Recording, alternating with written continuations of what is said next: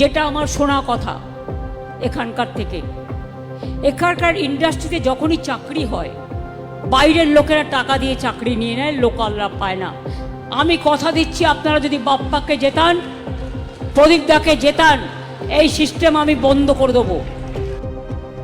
দুর্গাপুরে স্থানীয় বেকারদের কর্মসংস্থানে অগ্রাধিকার করা বার্তা মুখ্যমন্ত্রীর। দুর্গাপুরের সিটি সেন্টারের চতুরঙ্গ ময়দানে অনুষ্ঠিত জনসভা থেকে মুখ্যমন্ত্রী মমতা বন্দ্যোপাধ্যায় স্পষ্ট জানিয়ে দিলেন, স্থানীয় বেকারদের কর্মসংস্থান নিশ্চিত করাই হবে সরকারের অন্যতম প্রধান লক্ষ্য। তিনি বলেন, স্থানীয়দের বঞ্চিত করে বাইরে থেকে শ্রমিক নিয়োগের অভিযোগ তার কানে এসেছে।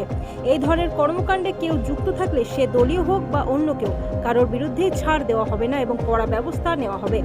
পাশাপাশি তিনি আরও জানান, দুর্গাপুর পশ্চিম কেন্দ্রে কবি দত্ত এবং দুর্গাপুর পূর্ব কেন্দ্রে প্রদীপ মজুমদারকে জয়ী করলে স্থানীয়দের কর্মসংস্থানের বিষয়টি সর্বোচ্চ অগ্রাধিকার পাবে।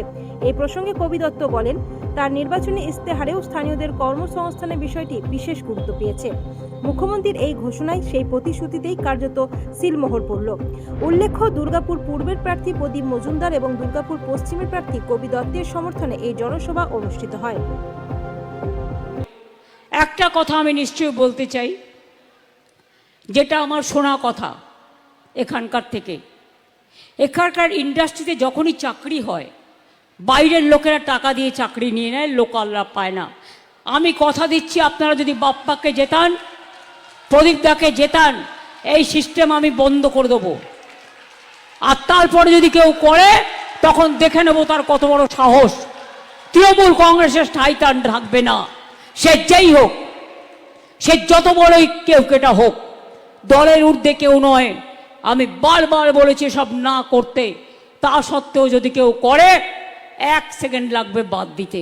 অনেককে বাদ আগেও দিয়েছি, আগামী দিনে দেব।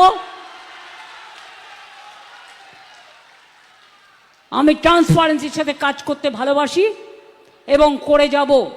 আমার কর্মীরা অন্যায় করলেও আমি তার গালে দুটো থাপ্পড় দিতে পারি।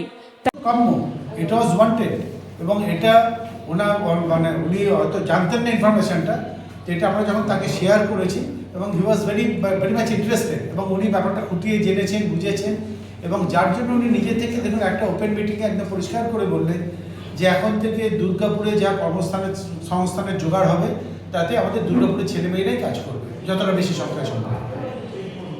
বিশ্ব সেবারে কালো মাটির ধারে বাংলা মায়ের গ্রামে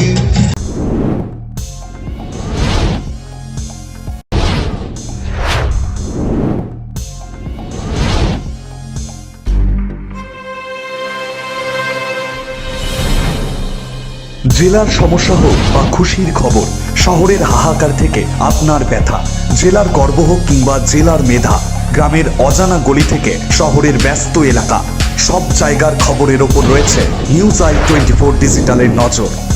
নিউজ আই 24 ডিজিটাল।